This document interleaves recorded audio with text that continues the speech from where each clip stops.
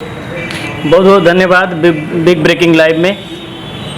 धन्यवाद आपका भी, और आपके जितने भी दर्शक हैं बिग ब्रेकिंग लाइव में, उनका सबका स्वागत है।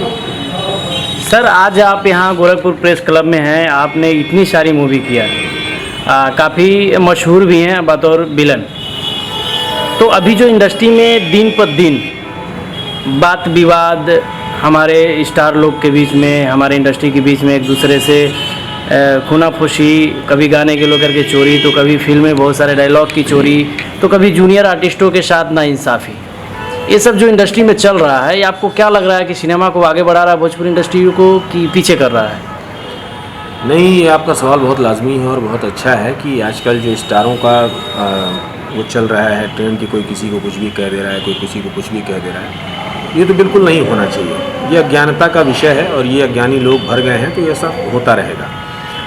होता भी है, किसी विषय को लेकर तकरार होती है, लेकिन कोई विषय हो तो छोटी छोटी, किसी की बेटी के ऊपर कोई गाना गा दिया, किसी को कुछ कह दिया, तो ये तो बड़ी छेछड़ापन है, ये बहुत छोटापन है, हल्कापन है, सतहीपन है। और दूसरी बात, आपने पूछा कि जो जूनियर आर्टिस्टों को लेकर के चीज़ें हो रही हैं, तो मैं इसके लिए बहुत सारे आवाज़ उठा चुका हूँ। अभी मैं हमारे यहाँ आजमगढ़ का मैं रहने वाला हूँ, दिनेश लाल यादव जी के लिए भी मैंने स्पष्ट रूप से इंटरव्यू में कहा कि आप आजमगढ़ में फिल्में बना रहे हैं, लेकिन सबको क्राउड आर्टिस्ट पैदा कर रहे हैं, आर्टिस्ट नहीं पैदा कर रहे हैं। तो जो संभावनाएं उनके अंदर हैं वो दब जा रही हैं। तो मैं सबसे कहूँगा, और अपने हमारे जो आर्टिस्ट हैं जूनियर जितने हैं, चाहे मेल हैं चाहे फीमेल हैं, उनको थोड़ा सीखने की ज़रूरत है, ताकि वो सीख करके अगर मैच्योर रहेंगे, चीज़ें उनके पास पर्याप्त रहेंगी और संसाधन बहुत हैं, तो अगर आप मैच्योर हैं, सही गाइड पे हैं, तो जाहिर सी बात है आपको कोई ठग नहीं सकता है। लेकिन आप खुद ठगने के लिए तैयार हैं तो लोग ठग रहे हैं। आप आवाज़ उठाना शुरू करिए, कमज़ोर होना बंद करिए, और आवाज़ उठाएंगे तो बहुत अच्छी तरह से मुझे पता है कि जब आवाज़ आप उठाएंगे कुछ दिन दिक्कत होगी, लेकिन ये है कि आपकी बात मानी जाएगी और सम्मान मिलेगा आपको। जी सर, बहुत बहुत धन्यवाद। सर, एक चीज़ और है इंडस्ट्री में, अभी जितने भी आपके लगभग भोजपुरी इंडस्ट्री से 3 नायक बतौर सांसद भी बन चुके हैं, जबकि हमारी भोजपुरी इंडस्ट्री को देखा जाए तो एक अच्छे लेवल पे शूट करने की प्लानिंग भी होती है, प्रिपेयर भी सब लोग होते हैं, लेकिन कहीं ना कहीं उसका रिस्पांस नहीं मिल पाता है, और प्रोड्यूसरों के पास नए कलाकारों को लेकर के फिल्म ना बनाया जाए ऐसा सलाह दिया जाता है। हर जगह लॉबिंग है, हकीकत ये है कि हर जगह लॉबिंग है। कोई अपनी लॉबी से छेड़छाड़ नहीं चाहता है। जैसे लगता है उनको डर और भय सताए रहता है कि अगर वो हमारी लॉबी में घुस गए तो ये दिक्कत होगी, वो हमारी लॉबी में घुस गए तो ये दिक्कत होगी। दूसरी बात कि मतलब भोजपुरी का जो स्तर है वैश्विक है, लेकिन विश्व स्तर पर सिनेमा रिलीज़ नहीं हो रहा है। बन तो रहा है वैश्विक स्तर पे कि मतलब जा करके लंदन में शूट हो रहा है, मॉरिशस में शूट हो रहा है, लेकिन मॉरिशस, गुयाना, फिजी, टीनान, सूरीनाम जो भोजपुरी भाषी कंट्री हैं, वहाँ पे ऑलरेडी सिनेमा नहीं लग पा रहा है। उसका कारण सीधा यही है कि मतलब मैं एक बार यहाँ के जो राजदूत हैं मॉरिशस के, जगदीश गोवर्धन साहब, मैंने उनसे मुलाकात करने की कोशिश की, लेकिन वो कहीं दूर थे, फ़ोनिक बात हुई, तो मैंने ये बात रखी थी, तो उन्होंने कहा कि हम क्या दिखाएं अपने लोगों को, हम क्या दिखाएं, हम तो अपना कल्चर देखना चाहते हैं, अपनी चीज़ें देखना चाहते हैं, जैसा कि मराठी में है, गुजराती में है, तमिल में है, कन्नड़ में है, बंगाली में है। सिनेमा अपना कल्चर दिखाता है, भोजपुरी का अपना कल्चर दिखता नहीं है, इसलिए हम वहाँ रिलीज़ करने के लिए इच्छुक नहीं है। और ये दिन ब दिन ये गिरावट बढ़ती जा रही है, कम नहीं हो रही है। इसके लिए ज़रूरी है होमवर्क की, और बढ़िया होमवर्क नहीं होने के नाते और बहुत सारी चीज़ें हैं जिस पर अभी बात करना बहुत ज़रूरी हो गया है और बोलना भी ज़रूरी हो गया है। तो ये संभावनाएं कब तक पॉसिबल है? और जो अभी सारी चीज़ें चल रही है, हम देख रहे हैं कि मतलब ऐसे अगर इंडस्ट्री में चलता रहेगा तो क्या लगता है कि नए कलाकारों की एंट्री मिल पाएगी? कोई भी चीज़ मतलब अस्तित्व तो उसका ख़त्म नहीं होता, स्वरूप बदलता है। ये नए कलाकार कल को स्टार भी हो सकते हैं। अभी कुछ सेमी स्टार आए, 2 4 5 अभी देख रहा हूँ अच्छा चल रहे हैं, तो वो किसी न किसी कारण से उन्होंने अपना मजबूत बनाया है, बेस बनाया है। और जैसा कि आपने बोला कि 3 सांसदों वाला मामला है, तो जाहिर सी बात है, मैं तो आज भी चिंतित हूँ इस बात को कहता हूँ। मैं अपना संसदीय क्षेत्र आजमगढ़ है मेरा, दिनेश लाल यादव निरुआ जी माननीय सांसद हैं वहाँ के, मैं बार बार इस बात को कहता हूँ। उन्होंने 8वीं अनुसूची के लिए बात उठाई भी थी। भोजपुरी के संवर्धन के लिए बहुत ज़रूरी हो गया है कि उसकी भाषा तभी समृद्ध होगी, उसके लोग तभी समृद्ध होंगे जब वो 8वीं अनुसूची में शामिल होगी, क्योंकि उसके बाद एक संविधान और एक गाइडलाइन बनती है जिसको क्रॉस नहीं कर सकता कोई। और ये सारी चीज़ें जो हो रही हैं छेछड़पन, उसके बाद रुक जाएंगी, लेकिन अभी हम वही क्रॉस नहीं कर पाए हैं कि उसको हम बना सकें, कर सकें। तो ये चीज़ें बन रही हैं। और रही बात, जब तक भोजपुरी का रंगमंच नहीं होगा, जब तक भोजपुरी के रंगकर्मी नहीं पैदा होंगे, तब तक ये गायक लोग हीरो बनते रहेंगे और ये तमाम दूसरे प्रदेशों से आके लड़कियां हीरोइन बनती रहेंगी। तो हमारी भाषा और हमारे कल्चर और हमारे जो अभिनय की जो शैली है वो रंगमंच के माध्यम से ही निखारी जा सकती है और नए कलाकारों को प्लेटफॉर्म मिल सकता है। लेकिन हमारे नए कलाकारों का भी बहुत बड़ा दोष है कि वो सिर्फ भाग रहे हैं और भाग रहे हैं और कुछ नहीं कर रहे हैं। उनके अंदर ठहराव नहीं है और वो चाहते नहीं है कि हम कुछ बड़ा करें। बस उनको जल्दी से कामयाबी चाहिए और जल्दी से उनको नाम चाहिए। तो ऐसा कुछ भी यहाँ पे शॉर्टकट नहीं है, आपको मेहनत करनी पड़ेगी। एक अच्छे गाइड में रह करके आपको काम करना पड़ेगा। अगर आपने फॉलो किया तो ठीक, नहीं फॉलो किया तो आप बर्बाद हो सकते हैं। कोई दुविधा नहीं है इसमें।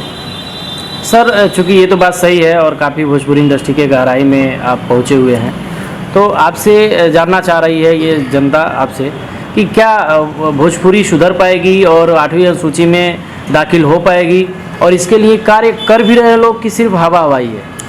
देखिए, मैं खुद 2008 में BHU में एक बहुत बड़ा कार्यक्रम हुआ था विश्व भोजपुरी सम्मेलन का, जिसमें 12 देशों के डेलीगेट्स आए थे। BHU में भोजपुरी भाषा का पठन पाठन नहीं था।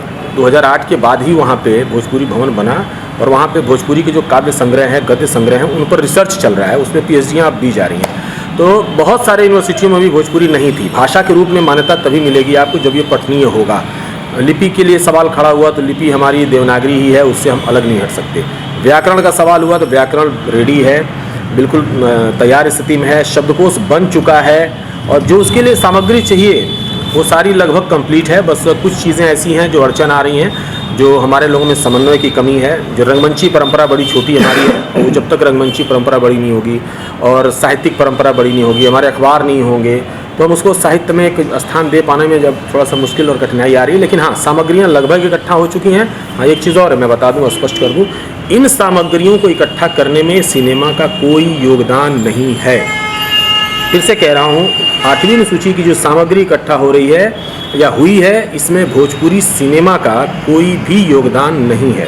ये सिर्फ डिमांडिंग है, लेकिन योगदान वो लोग नहीं कर पाए। ना व्याकरण पे काम कर पाए हैं, ना उनके शब्दकोश पे काम कर पाए हैं, ना पत्र पत्रिकाओं के संकलन पे काम कर पाए हैं, ना यूनिवर्सिटियों में इसको पठन पाठन की व्यवस्था में काम कर पाए हैं, ना भाषा के संवर्धन के लिए उन्होंने रंगमंची परंपरा की शुरुआत कर पाई है। ये वहाँ से बिल्कुल अलग है और जो लोग कर रहे हैं वो कर रहे हैं। सिर्फ क्रेडिट के लिए हल्ला कर रहे हैं लोग? बिल्कुल क्रेडिट के लिए हल्ला कर रहे हैं। तो ये लगभग भोजपुरी में तो आदत सी बन गई है, सिर्फ लोगों को क्रेडिट चाहिए होता है। क्रेडिट के लिए कुछ भी आवाज़ उठाते हैं लेकिन उसके बाद चुप हो जाते हैं। तो एक चीज़ और अभी जो चल रहा है, पवन सिंह और खेसारी, आप तो खेसारी जी को भी बहुत अच्छे से जानते हैं, पवन जी को भी बहुत अच्छे से जानते हैं। तो जो ये चीज़ें हो रही है, दोनों की आपसी झगड़े कहीं ना कहीं ये गुमराह कर रही है भोजपुरी जनता को और अलगाव कर रही है जातवाद में, तो क्या लग रहा है कि राजनीति अब भोजपुरी इंडस्ट्री में आ गई है क्या? राजनीति हर इंडस्ट्री में रही है, लेकिन इतना नंगापन नहीं रहा है जितना भोजपुरी में है। ये सुधार कैसे होगा? सुधार होगा जब हमारे जो दर्शक हैं ना नकारना शुरू कर देंगे इन लोगों को, अपने आप सुधार हो जाएगा। ऐसी कंट्रोवर्सी में दर्शक को फंसना ही नहीं चाहिए, क्योंकि एक दिन वो झगड़ा करते हैं, दूसरे दिन उनका बाप मरता है, तीसरे दिन लोग जाते हैं। वो सारी चीज़ें हो रही होती हैं, वो सब एक ही हैं। जैसे विधानसभा में झगड़ा करके फिर चाय कैंटीन में एक साथ पीते हैं, उसी तरह से ये स्टार लोग भी हैं। आप इनके कंट्रोवर्सी में बिल्कुल मत फंसिए, उनमें पक्ष विपक्ष होने दीजिए, आप बिल्कुल स्वतंत्र रहिए। अगर ये ज़्यादा चिल्लम चिल्ली करते हैं, इनको नकार दीजिए 10 बार। अगर 1 साल आपने नकार दिया तो अपने आप ये सुधर जाएंगे, इनकी भाषा सुधर जाएगी। एक और सबसे अहम सवाल है सर, जबकि हम जानते हैं हमारे भारत में कई भाषाएं हैं, जैसे मराठी, गुजराती और भी हैं, तमिल। तो वहाँ पे सिनेमा को लेकर के सबसे बड़ी चीज़ ये है कि सिनेमा में सबसे पहला स्थान हर प्रदेश को मिला है। तो हमारी यूपी बिहार में मल्टीप्लेक्स में भोजपुरी सिनेमा को स्थान क्यों नहीं मिल रहा है, या कोशिश होनी चाहिए कि नहीं? मैंने बोला ना, भोजपुरी को भी संवैधानिक दर्जा नहीं है। महाराष्ट्र का नियम ये है कि आपको एक शो मराठी फिल्म चलानी पड़ेगी। वो 8वीं अनुसूची का हक है, वो ले लेगा। तो इसलिए मैं कहता हूँ भोजपुरी को 8वीं अनुसूची में आना बहुत ज़रूरी है। 8वीं अनुसूची वो चीज़ होती है कि अगर आप भोजपुरी भाषा में अगर एक चीज़ को लिखते हैं, वो 8 भाषाओं में कन्वर्ट होगी, साहित्य अकादमी उसको कन्वर्ट करेगी, और जितने भी हमारे भारत की जो लिपिबद्ध भाषाएं हैं 8वीं अनुसूची में, उसमें उसका अनुवाद होगा और अनुवाद होकर के सब जगह हमारी चीज़ों को भेजा जाता है। तो ऐसे ही जब तक संवैधानिक दर्जा हमको नहीं मिलेगा, ये एक संवैधानिक प्रोसेस है कि जरूरी और नेसेसरी कि मल्टीप्लेक्स में लगे, ये तब तक हम दबाव नहीं बना सकते जब तक हम उस संवैधानिक स्थिति में नहीं आ जाते। तो क्या लग रहा है, आपकी जो प्रयास है ये कब तक पॉसिबल हो पाएगा, या फिर?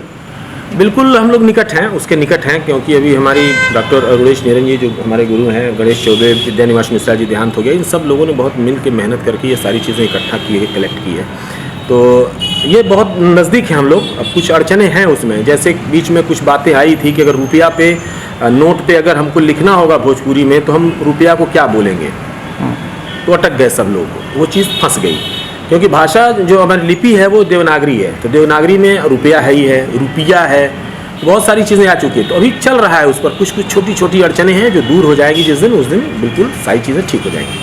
अभी सर रवि किशन जी गोरखपुर के सदर सांसद हैं, ये बहुत प्रयासरत रहे हैं भोजपुरी को आगे बढ़ाने में, तो इनकी जो परिश्रम है क्या लग रहा है ये सही दिशा में है या सिर्फ ये भी क्रेडिट ले रहे हैं? नहीं, मुझे तो गोरखपुर मतलब मान लीजिए अभी बस 1 साल और बचे हैं उनके संसदीय कार्यकाल के, लेकिन मुझे तो अभी कुछ ऐसा लगा नहीं कि जो इनका प्रयास है वो कहीं सार्थक सिद्ध हो रहा है। और कौन सा प्रयास ये कर रहे हैं मैं अब तक बहुत जान नहीं पाया हूँ कि मतलब इन्होंने कोई ऐसा प्रयास किया हो जो कहीं ज़मीन पर रत्ती भर भी दिख रहा हो। मैंने सुना कुछ पिछले दिनों यहाँ फिल्म सिटी बन रही है, फिल्म सिटी बन रही है, फिर पता चला कि सारा पैसा नोएडा चला गया। तो अभी क्या प्रयास ये कर रहे हैं ये नहीं पता। पर्यटन की दृष्टि से थोड़ा सुधार हुआ है रामगढ़ ताल वगैरह का, तो उसमें कुछ लोग फिल्में शूट कर रहे हैं, तो उनका प्रयास नहीं, बहुत पहले का मायावती के समय में सब लोग जानते हैं उस बौद्ध परिपथ का निर्माण हुआ था, इसमें इन लोगों ने इन्वेस्ट करके चीज़ें बनाई हैं। तो ये राजनीतिकरण है, ये प्रयासों का भी राजनीतिकरण है।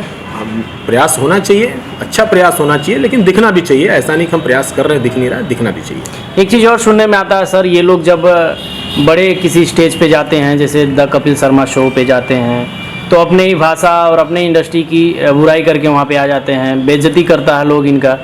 किसी न्यूज़ चैनल पे बैठते हैं, वहाँ भी बहुत बड़ी बड़ी बातें होती हैं, लेकिन वो दिखती नहीं है कहीं, बहुत कन्फ्यूजन है।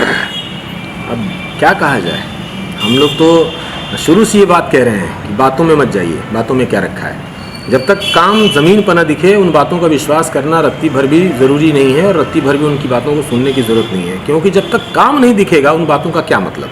तो सर आप भोजपुरी के बहुत करीब रहे हैं, तो जब आपको ऐसी कुछ सुनाई देता है कि भोजपुरी के साथ कहीं ना कहीं नाइंसाफ़ी हो रहा है, तो तकलीफ तो होता होगा ना सर? तकलीफ होता है, और उस तकलीफ को दूर करने के लिए हम अपने स्तर से छोटा मोटा जो प्रयास, विश्व भोजपुरी सम्मेलन बहुत बड़ी संस्था है, वैश्विक संस्था है, काम कर रही है, मैं उससे जुड़ा हुआ हूँ, मैं 10 साल से उस पर काम कर रहा हूँ, इसलिए इतनी सारी बातें मैं आपको बता पाया।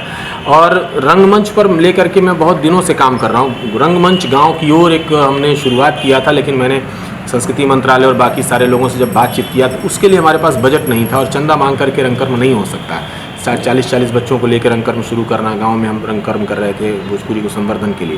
तो बहुत सारी चीज़ें अड़चन आ रही हैं, जिसमें अगर वही 8वीं सूची में होती तो उसके लिए अलग से बजट होता, अलग से सारी चीज़ें होती, सब कुछ मिलता हमको। सर आखिरी सवाल हमारी आपसे है कि कोरोना के बाद से जो अभी हमारे भोजपुरी इंडस्ट्री के प्रोड्यूसरों को, जो मुंबई में बैठे महाराजाओं की बात मैं नहीं कर रहा हूँ, जो लोकल प्रोड्यूसर हैं जो सिनेमा को दिन प्रतिदिन आगे ले जाना चाहते हैं, वो हमेशा लॉस में ही जा रहे हैं, चाहे वो पवन को लें, चाहे खेसारी को लें, चाहे किसी को भी लें।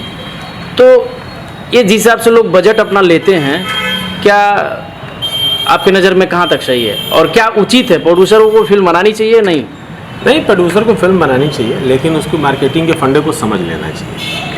कुछ ही लोग हैं जो बहुत बड़े मतलब एक तरह से फिल्म माफिया हम भी कह सकते हैं उनको, कोई बहुत अतिशयोक्ति नहीं होगी, और सारे छोटे प्रोड्यूसर उन्हीं की चपेट में आकर के ख़त्म हो रहे हैं धीरे धीरे। छोटे प्रोड्यूसर से मैं भी अपील करना चाहूँगा कि आप जब फिल्म शुरू करने जाते हैं तो इतनी भाषाएं ना बोलिए कि मतलब फिर बाद में आप के लिए परेशानी हो जाए। तो हम ये कर देंगे, हम वो कर देंगे, कर देंगे, दुनिया भर का लेके आते हैं। और जो सेमी प्रोड्यूसर हैं जिनको फंसा करके चाहे कह करके कि नहीं आप इनके साथ काम करिए और उसके बाद इनका आपको करोड़ों का फ़ायदा होगा, तो ऐसा नहीं। उनको मार्केटिंग के फंडे को समझना चाहिए कि खेसारी जी की वैल्यूज़ क्या है मार्केट में, पवन जी की वैल्यूज़ क्या है, दिनेश जी की क्या वैल्यूज़ है, चाहे बाकी जितने आर्टिस्ट उनकी क्या वैल्यूज़ है। वैल्यूज़ के हिसाब से ही पैसा लगाएं, अन्यथा वो कोई दूसरा काम कर लें चलेगा, या फिर छोटी बजट की फिल्में बनाएं, मैच्योर बनाएं, जो आजकल चैनल उनको कवर कर रहे हैं, इस तरह की फिल्में बनाएं जो उनको पैसा रिकवर कर सकें। हाड़ाबाड़ी में कुछ भी करेंगे ना तो फिर नुकसान ही उन्हीं का होना है, इसलिए मार्केटिंग के फंडे को बहुत अच्छी तरह से समझने की ज़रूरत है। लेकिन वो चुनाव कैसे करे सर? यहाँ पे तो देखने में आ रहा है कि हमारे भोजपुरी इंडस्ट्री में एक्टर से ज़्यादा तो डायरेक्टर है। मैंने बोला वो कैसे समझे कि ये व्यक्ति सही बना पाए? उसके लिए क्या करना चाहिए? उसके लिए उसका बैकग्राउंड चेक करना चाहिए। कोई भी डायरेक्टर का बैकग्राउंड चेक करना चाहिए, कोई किस तरह की फिल्मों का निर्माण अब तक उसने किया है। अगर नहीं किया तो कोई शॉर्ट फिल्म, चाहे कोई इसकी कहानी का जो कॉन्सेप्ट है वो किस तरह का है, वो किस तरह का डिज़ाइन कर रहा है। 2 दिन की शूटिंग के बाद एक्टर की और डायरेक्टर की चीज़ें समझ में आ जाती हैं, तो उतने बाद भी प्रोड्यूसर को अपना हाथ खींच लेना चाहिए, उसको पता चल जाए कि आदमी किस नेचर का काम कर रहा है, किस नहीं कर रहा है। आधे तो लोग अधजल गगरी हैं यहाँ पे, जिनको ज्ञान ही नहीं है किसी चीज़ का, अचानक आ गए हैं इधर उधर से तड़ी पार होकर के। कुछ लोग जानकार हैं जिनको संसाधन उपलब्ध नहीं है, और जिनके पास संसाधन है किसी भी वजह से इधर उधर से तिकड़म ताश करके कर ले रहे हैं, उनके पास जानकारी नहीं है, जिसके अभाव में प्रोड्यूसर भी मर रहा है खुद भी मर रहे हैं, कुछ दिन के बाद रोड पे घूम रहे हैं, और बाकी एक्टर तो मर ही रहा है बेचारा। रंगमंच के कलाकारों को क्या कहना चाहेंगे सर? मैं तो बिल्कुल कहूँगा, सारे आर्टिस्टों को मैं कहूँगा, जितने बच्चे हैं बच्चियाँ हैं जो नए एंट्री कर रहे हैं, उनको एक बार थिएटर जरूर करना चाहिए, और बहुत ज़रूरी तौर पे करना चाहिए। वो उनका होमवर्क है, बॉडी लैंग्वेज और भाषाई ज्ञान और बहुत सारे जो रंगमंच की जो बारीकियाँ हैं, अभिनय की जो बारीकियाँ हैं, जो डिक्शन प्रॉब्लम है, 90% आर्टिस्टों के भोजपुरी में डिक्शन प्रॉब्लम है, भाषा ज्ञान बहुत कम है। ये बहुत बड़ा दुविधाजनक है, क्योंकि ये लोग होमवर्क नहीं करते, और रंगमंच किसी भी भाषा का होमवर्क होता है। तो दुर्भाग्य है कि हमारे भोजपुरी का रंगमंच ही नहीं है। कोई बात नहीं, हिंदी का करिए, कम से कम बॉडी लैंग्वेज सुधर जाएगी आपकी। कम से कम जो डिक्शन प्रॉब्लम है, जो आप ऑडिशन देने जाते हैं हिंदी में, अक्सर लोग हमारे यूपी बिहार के डिक्शन की प्रॉब्लम से छांट दिए जाते हैं, वो सारी चीज़ें नहीं होंगी। बहुत सारे होमवर्क की ज़रूरत है इनको। रंगमंच में तो बिल्कुल रुचि लेनी चाहिए। जो लोग रंगमंच के जरिए इंडस्ट्री में जाते हैं, उन टिकते बहुत दिन तक हैं, उनका कोई कुछ वो नहीं कर पाता है, कोई बिगाड़ नहीं पाता, वो टिके रहते हैं।